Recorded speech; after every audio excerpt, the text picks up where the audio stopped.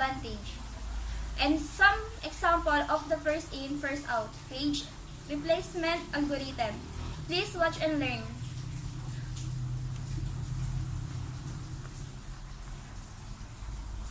The history of first in, first out. In first in, first out, the operating system maintains a list of all pages currently in memory with the page at the head of the list, the oldest one, and the page at the tail, the most recent arrival. On a page, the page at the head is removed, and the new page added to the tail of the list. May be good example, which has very simple implementation but gets into problem when the size of physical memory is big. The problem of FIFO means first in, first out is that it ignores the usage pattern of the program. FIFO is not a stock algorithm in certain cases. The number of page faults can actually increase when more frames are allocated to the process. FIFO is used in the Intel scale ARM9 and ARM11. The first in, first out page replacement algorithm is the low overhead algorithm that requires little bookkeeping on the part of the operating system. The idea is obvious from the name.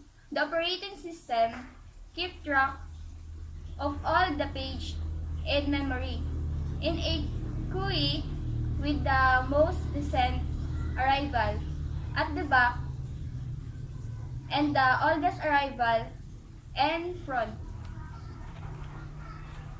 When a page needs to be replaced, the page at the front of the queue is selected. FIFO is cheap and intuitive. It performs poorly in practical application. It is rarely used in its unmodified form.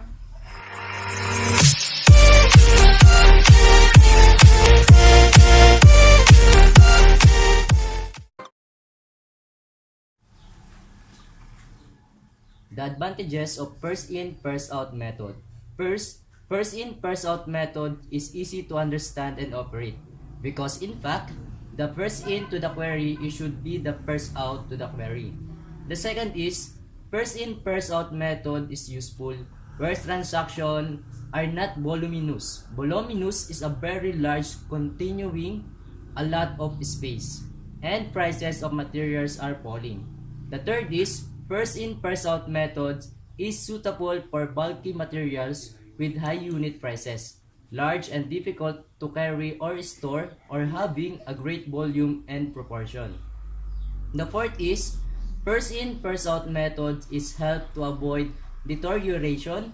The action of process and becoming impaired or inferior in quality, functioning, or condition, obsolescence and condition of no longer being used. And the next is, value of closing attacks of materials will reflect the current market prices. Like in the market, the first in, first out method is who will be the first come in the cashier will be the first the first customer who will be passed in the cashier.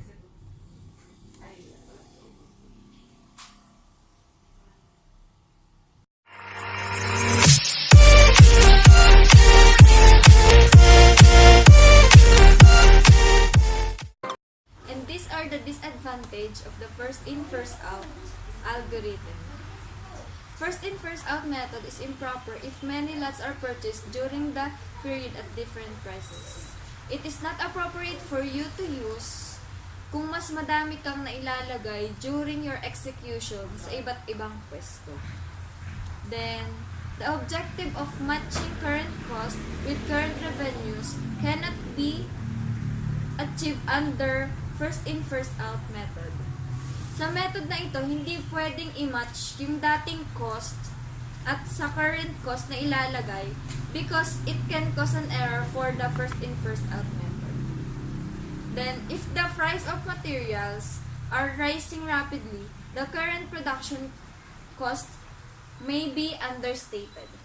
Kung yung inilagay na cost natin or value ay mabilis na tumaas, maaaring yung ginagawang current production cost ay ma-understated or it means that to express or done in a quiet or simple way.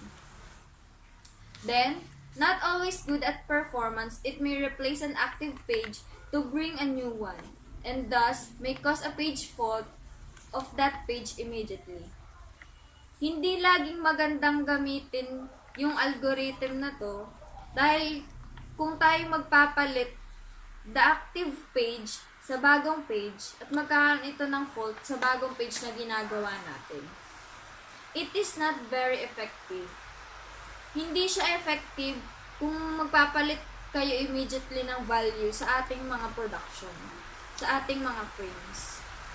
System needs to keep track of each frame. Ang first in first out method ay laging kailangan ng backup or kailangan laging i-keep track ang bawat frame para malaman kung may mali na or nawawala. Sometimes, it behaves abnormally. Minsan, hindi laging pare-pareho ito. Hindi nagiging normal. So, nagkukos siya ng mga fault sa ating mga frames. And lastly, bad replacement choice increases the page fault rate and slow process execution. Kung magpapalit-palit palagi ng value, it is not a right choice to use a first in first out method because when it can increases the page fault and it may slower the process in every execution.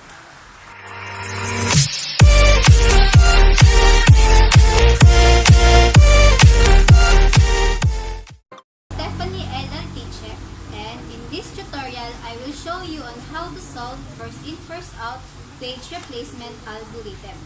This is some example of first in first out page replacement algorithm.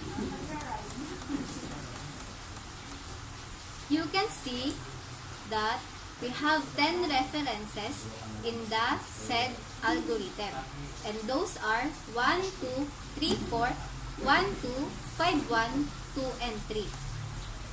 You can see that we have a plain table here, and you can also see that we have 4 frames, and those frames are empty. Pero depende sa inyo kung gusto nyo gamitin ay 3 frames or 4 frames.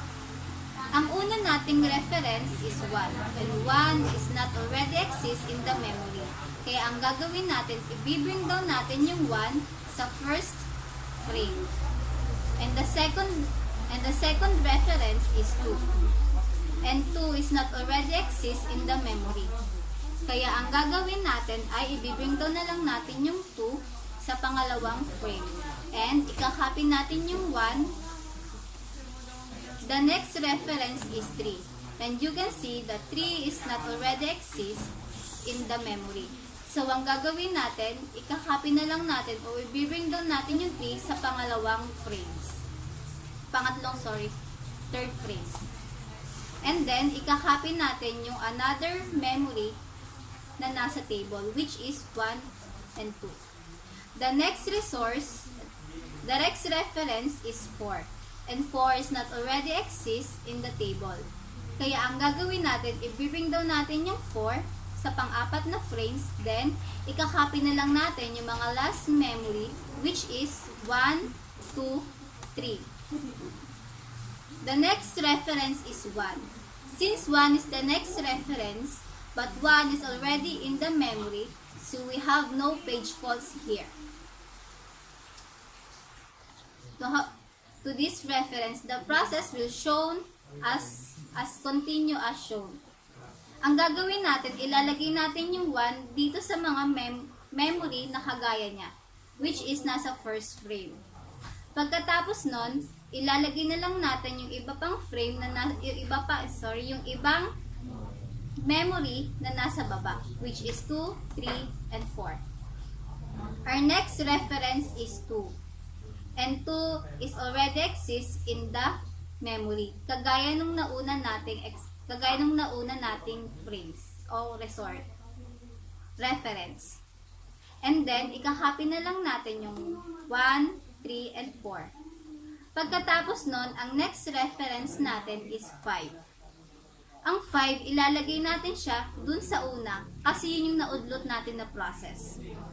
Since wala siyang kagaya sa memory, sa ating table, ilalagay natin siya sa unahan kung saan talaga siya nadadapat. At ito ay nag-o-occurs ng fault sa memory. Kasi kakopy na lang natin yung ibang memory, which is 2, 3, and 4. The next reference is 1. And you can see that 1 is not already exists in the table. Kasi napalitan na siya ng 5, which is yung ginawa natin kanina. So, ilalagay natin yung 1 sa pangalawang frame. Tapos, ikakopy na lang natin itong 5, 3, and 4. The next reference is 2. And 2 is not already exist in the memory. So, ang gagawin natin, ilalagay natin siya sa pangatlong frames. Kasi, meron siyang faults na nangyari. Tapos, ibibring down natin yung ibang memory na nag-e-exist sa memory. The next reference is 3. And 3 is not already exist in the memory. Kaya, lalagay natin siya isa pang-4 na frames kung saan talaga siya dapat ilagay. Kasi kakopy na lang natin yung ibang memory katulad ng ginawa natin kanina. Kung makikita natin dito, ito na yung finish na process. Meron tayong fault, fault, fault, fault, hint, hint, fault, fault, fault, fault. We have a total page fault, which is 8.